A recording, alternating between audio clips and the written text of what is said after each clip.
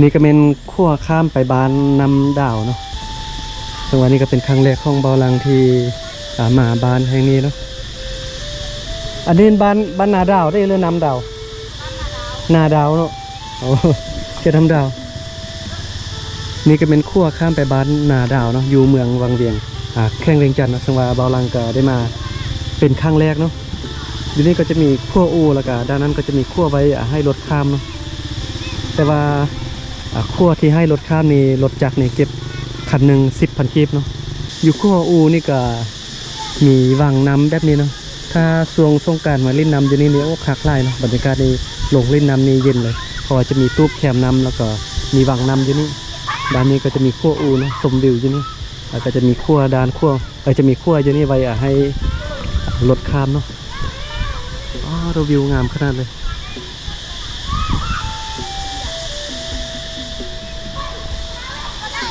โอ้เบาลังกระยักลงเล่นน้ำอยู่แต่ว่าบ่ได้เตรียมเครื่องมานะเพราะว่านุ่งเครื่องแบบนี้มานะถ้าหูว่าจะมาลงเล่นน้ำแบบนี้นี่จะเอาเครื่องมาเนาะนุ่งเครื่องสั้นมานะ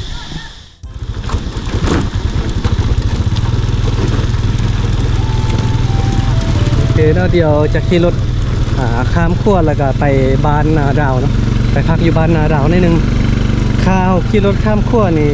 คันหนึ่งนี่10,000กีบเนาะรถจักรเนี่ยแต่ว่ารถใหญ่นี่กับบูฮูวาราคาเท่าไร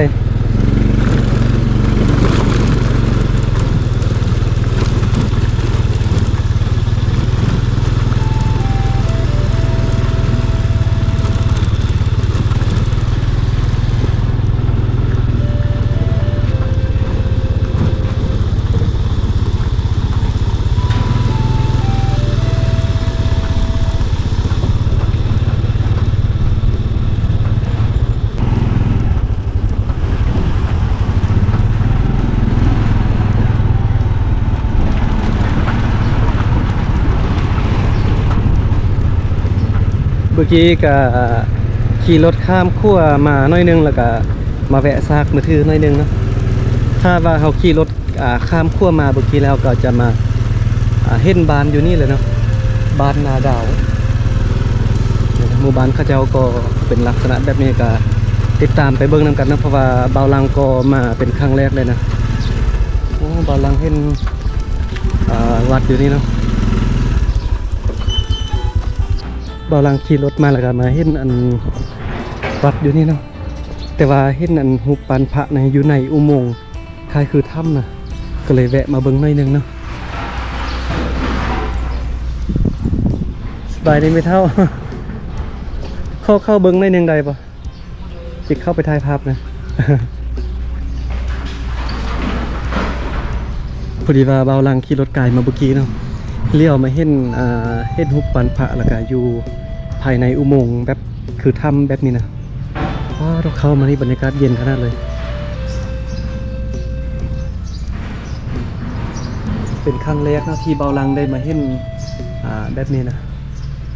เข้ามาไหนนี่บรรยากาศนี่เย็นขนาดเลยเป็นอุโมงค์แบบนี้เนาะ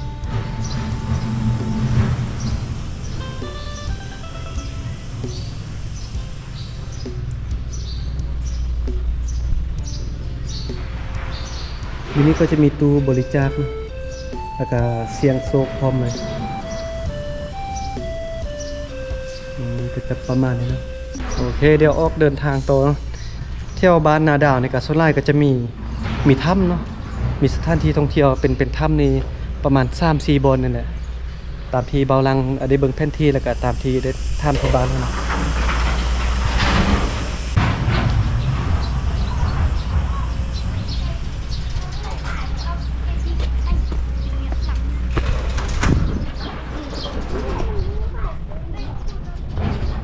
บ้านนาดาวก็จะเป็นแบบนี้เนาะเป็นบ้านนาดาวแต่ว่า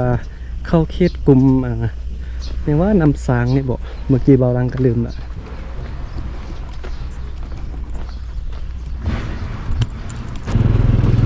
ติดตามเบิ้งไปนำกันว่าก็เป็นการเดินทางมาครั้งแรกเนาะไปเที่ยวไปชมนำกันว่าจะเป็นแบบใดนะ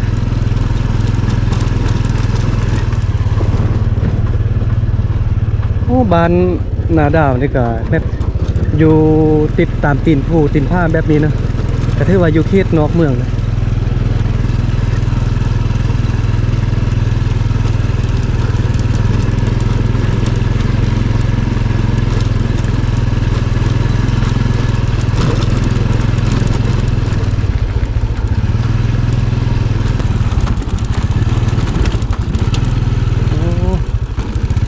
ฟรีมาฮอดจุดบริการท่องเที่ยวเนาะบนนี้ก็จะมีบ่อนไว้ฝากรถจักรรถใหญ่อยู่นี่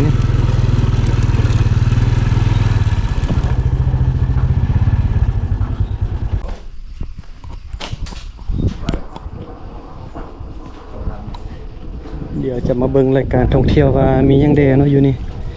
อันบนเที่ยวมีจักบนอยู่นี่มีสอง มีสองบนมีสองถ้ำเด้มีถ้ำอันนี้มันถ้ำยัง ทำลูกกับทำหอย ถ้ำห้อยกับถ้ำลุบเนาะ ลูกสาวพันคลิปนะคะเข้าไปเที่ยวนี่มีคนพาไปที่หรือว่าจะได้ ไปเองวะ ไปเองเลยวะไฟไส้ก็มีอยู่นี่เนาะ ไปใส่มี โบเป็นตะยานเต้ เอาโบมาย่านกับมาย่านเขาย่านกัน โอ้ดื่มมันนะ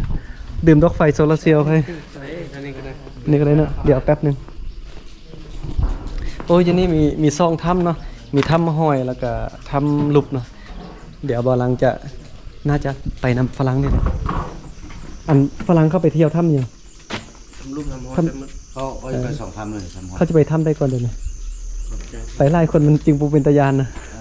จะทำรูป ไปทำลูกก่อนที่ ทำนี่ก่อนเอาไปทำนี่ก่อน อันนี้ว่าทำ คัน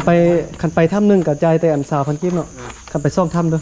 ทำกระจาย40,000เดี๋ยวนี้เขาไปถ้ำยังเดี๋ยวนี้ ทำฮอต ถ้ำห้อยไปถ้ำเดียวกัน โอเคตอนนี้จะไปเที่ยวรายการนี้ไปทำห้อยเนาะทำห้อยเราก็ได้ปีสาวพันกีบเนาะแล้วก็มีอันไฟทรายหนึ่งอันไว้สำหรับเข้าไปเที่ยวแต่ว่าเบาล้างดื่มดอกไฟโซลาร์เซลล์มานะอันนี้จะไปทำห้อยกับสาวพันกีบไปทำลุกกับสาวพันกีบเนาะซองทำเลยแต่เบาล้างเลือกจะไปทำห้อยกันเพราะว่าไปนำฝรั่งกันเนาะไปคนเดียวยาน วัดเชี่ยวนะไปทำคนเดียวเลยมักเข้าถ้ำว่าได้มักยานนะ มันก็น้าโบย่านกับโบย่านแต่ถ้าเป็นตาย่านก็ย่าน เอาลื่นกับบุญยานเนาะลองไฟกันโอเค นี่แหละสร้างมาแล้ว เตรียมเพิ่มแล้วเนาะโอเคเนาะตอนนี้บ่าวลังจะไปทำห้อยนะค่าบริการเข้าไปถ้ำนี่ก็20,000กีบนะก็ถือว่าบ่แพงนะอยู่บ้านนาดาวนี่มีถ้ำหลายบ่อนเนาะประมาณ3บ่อน4บ่อนนี่แหละหรือว่าอาจจะมีหลายกว่านั้นก็บ่าวลังก็บ่ฮู้นะเพราะว่าก็มาเป็นครั้งแรกนะเมื่อกี้จะเข้าถ้ำคนเดียวแต่ญาติเนาะบังเอิญพอดีมาแล้วก็เห็นอันไอ้บ่าวฝรั่งแล้วก็มากับแฟนแล้วเนาะเดี๋ยวบ่าวลังจะไปนำข้าเจ้าเลยบูไว้อยู่ในถ้ำนี่มันจะมืดเลยบ่นะยานกองบ่าวลังจะบ่เห็นนะพอเข้ามานี่บรรยากาศเย็นขนาดนี่พี่ชายนี่เย็นอยู่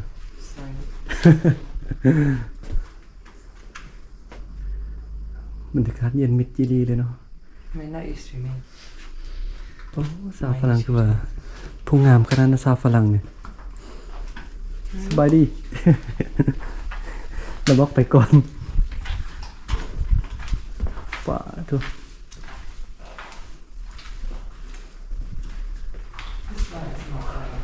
บรรยากาศมิดจีรีแล้วเข้ามาในถ้ำไปตัวยานกันนะ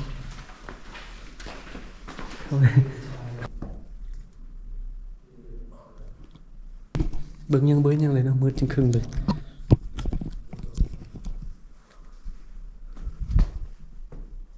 บกล้าไปแล้วเดี๋ยวนี้โอ้ยางเข้ามาไหนนี่จะมีบนเขาเจ้าเฮ็ดทางเดินเนาะเอาไม้แป้นมาแต่งเป็นขั้วแบบนี้ยางข้ามนะเป็นทางเดินโอ้แต่ไม้นี่โดกอย่าไปจับเด้อไม้นี่จับนี่หักเลยแหละโดก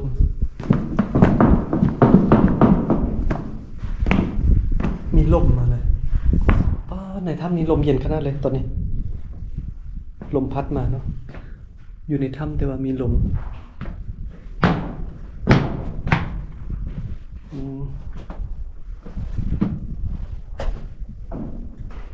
โอ้มาคนเดียวนี่เป็นตาญาณนะวาดเซี่ยวเลยนี่แค่แต่ว่ามีเห็น ผู้บ่าวผู้สาวฝรั่งเขาจะเอามานำเนาะ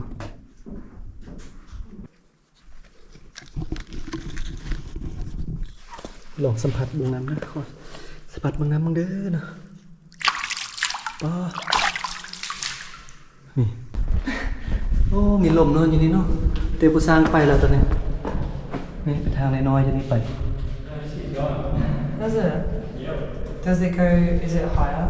Like, can you stand up ผู้สร้าง straight ไปเลยนะ the whole way? Or do you think it dips? เป็นห้องน้ำไล่มาแล้วก็เป็นทางน้อยๆที่นี่มาเบิ่งไอ้คนนั้นนะเข้าไป Can you go เราจะไปก่อนเลยเดี๋ยวพอทางคันบุไปนี่ก็ถือว่าบุได้แล้วเดี๋ยวนี้ต้องได้ไปทำกันถ้าเบาลังกลับคนเดียวเบาลังไปวางนะ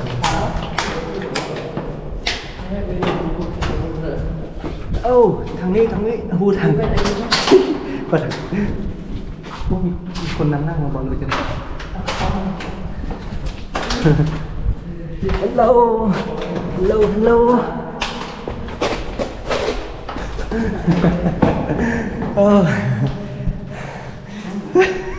เบิ่งทางเรามาบนทางไปทางนั้นเลยมาทางนี้สบายเนาะ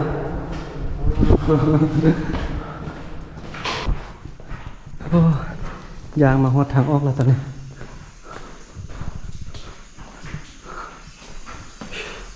จุดมันเลียงออกมา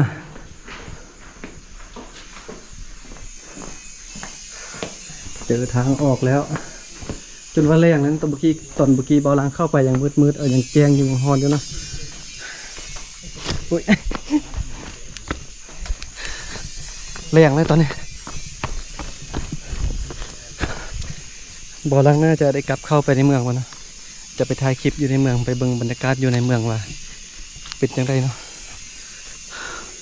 ป้าเอาจนเหงื่อแตกเลย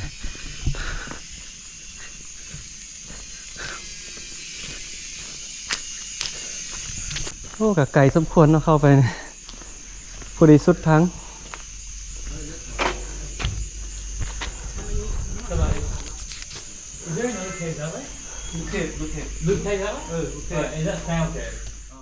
โอเคเนาะตอนนี้ก็ออกจากถ้ำแล้วก็จะเข้าไปในเมืองพอเนาะมือกับเมื่อยไล่นะมือนี้ขี่รถมาคนเดียวบุ้บนเที่ยวเลยนะถ้าว่าให้ไกด์นำเที่ยวไปน่าจะดีกว่านี้นะเบาลังเข้าไปไทยอยู่ในถ้ำเมื่อกี้ก็บ่เห็นดีไปได้นะมืดนะรถไฟกับรถไฟน้อยไปใต้น้อยนะถ้าว่าเอารถไฟโซลาร์เซลล์เข้ามาในไปไทยน่าจะเห็นอยู่นะ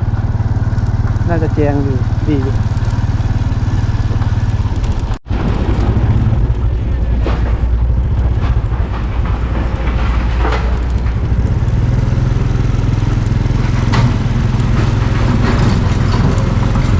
ช่วงนี้มีบางนำนะท่าน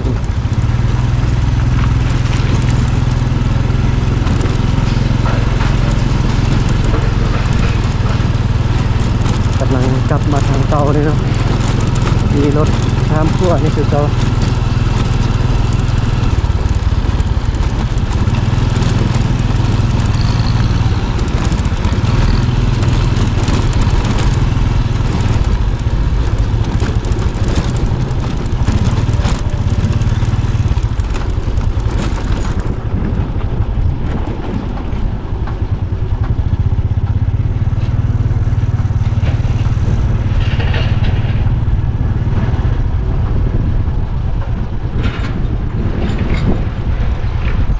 อยู่นี่เขาเจ้าจะห้ามบ่ให้5 ป่านะไม่ใช่มาเที่ยวเล่นอย่างเดียวเขาเขียนป้ายติดว่าห้าม5 ป่า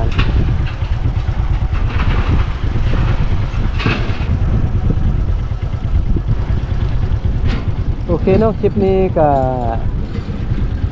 บ่มีหยังไรนะก็พาพ่อแม่มาพี่น้องมาเที่ยวเบาลังว่าจะไปเที่ยวถ้ำมันนะแต่ว่าพอเข้าไปแล้วก็ไปซ้ายมันเป็นรถน้อยกันนั่นบ่เห็นฮุงดีไปได้เนาะมาโอกาสหน้าเทื่อหน้าในเบาลังจะเอารถไฟโซลาร์เซลล์ขนาดใหญ่นะถ้าจะไปเที่ยวในถ้ำนะมันจังเห็นดีเนาะอันนี้ไปแล้วก็นึกว่าอยู่ในถ้ำเขาเจ้าจะไต่ไฟนะเพราะว่าบางบอนถ้ำบางบอนเขาเจ้าจะไต่ไฟนะแต่ไปเท่านี้เขาเจ้าบ่ไต่ไฟมืดเนาะเห็นแต่น้อยเดียวนะ